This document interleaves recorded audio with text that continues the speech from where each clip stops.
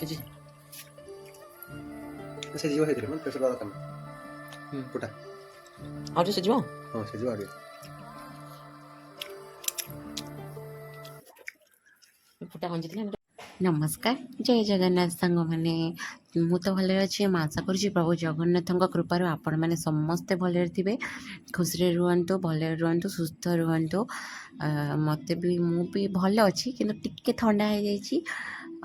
ତାପରେ ତ ଆଜି ଥିଲା ବୁଧବାର, ସେଥିପାଇଁ ନନଭେଜ୍ ହେବାର ଥିଲା। ତ ଇଏ ଯାଇଥିଲେ ଛକକୁ, ନେଇ ଆସିଥିଲେ ଦେଶୀ କୁକୁଡ଼ା ମାଂସ।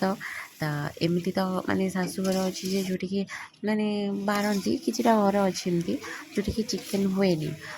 ଶାଶୁ କି ମାନେ ସେ ଘରେ ହୁଏନି ଟୋଟାଲ୍। ତ ଆମ ଘରେ ତ ସେମିତି ବାରଣ ନାହିଁ। ଆମେ ମୋ ଶାଶୁ ଖାଆନ୍ତି, ମୁଁ ବି ଖାଏ, ଆମର ସେମିତି କିଛି ବାରଣ ନାହିଁ।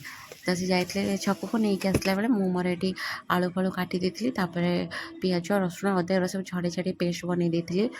ତାପରେ ରୋଷେଇ କରିବା ପାଇଁ ଭାତ ଆଗ ବସାଇ ଦେଇଥିଲି। ଭାତ ହେଇଗଲା ପରେ ସେଇଠୁ ପିଆଜକୁ ଭାଜି ନେଇଥିଲି।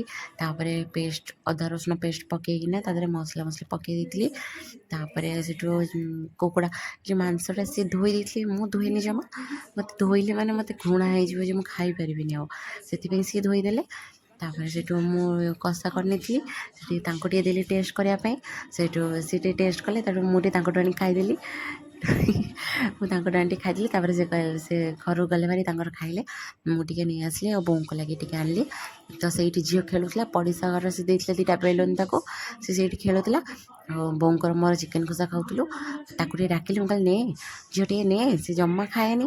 ତାକୁ ଟିକେ ଜବର କରି ଯଦି ଡାକିବ ଟିକେ ନେ କହିଲେ ସେଇଠୁ ସେ ଟିକେ ଖାଇବ, କିନ୍ତୁ ବେଶୀ ଜମା ଖାଏନି। ଛୁଆ ଅଛନ୍ତି ଖାଇବେ, 2 ବର୍ଷର ଛୁଆ ହେଲାଣି, ଜମା ବି ଖାଏନି ସେ। ତ ତାକୁ ଦେଲି, ସେ ଟିକେ ଖାଇଲା। ତାପରେ ମୁଁ ଖାଇଦେଲି, ବୋଉ ବି ଖାଇଲେ। ତାପରେ ତରକାରୀରେ ମୁଁ ପାଣି ଦେଇ ଦେଇଥିଲି, କଷା ହେଇଯାଇଥିଲା, ସେଥିପାଇଁ ପାଣି ଦେଇ ଦେଇଥିଲି। ତାପରେ ହେଇଗଲା ପରେ ଟିକେ ଗରମ ମସଲା ଧନିଆ ପତ୍ର ପକାଇ ଦେଇଥିଲି। ତାପରେ ସେ ଗଲେ ଗାଧୋଇ ପାଧୋଇ କାମ ସାରିବା ପାଇଁ। ସେଠୁ ଗାଧୋଇ ପାଧୋଇ ଆସିଲେ, ଏଠୁ ମୁଁ ବାଢ଼ି ଦେଇଥିଲି। ଏଠୁ ଆମେ ବସି ଖାଇଲୁ। ସେ ସାଲାଡ଼ ବନେଇ ଦେଇଥିଲେ। ତାପରେ ଝିଅ ସେଠି ବସି, ଝିଅ କହୁଛି ମୁଁ ଚିକେନ୍ ଖାଇବି କହିବ, କିନ୍ତୁ ଜମା ବି ଖାଇବନି। ତ ଆମେ ସମସ୍ତେ ଖାଇଲୁ, ଭଲ ବି ହେଇଥିଲା ତରକାରୀ, ଟେଷ୍ଟ ପୁରା ମଟନ୍ ଭଳିଆ ଲାଗୁଥିଲା। ତ ଯଦି ଆପଣମାନଙ୍କୁ ମୋ ଭିଡ଼ିଓଟି ଭଲ ଲାଗୁଥାଏ ତ ଲାଇକ୍ କରିବେ, ସେୟାର କରିବେ, ସବସ୍କ୍ରାଇବ୍ କରିବାକୁ ତ ଜମା ବି ଭୁଲିବେନି।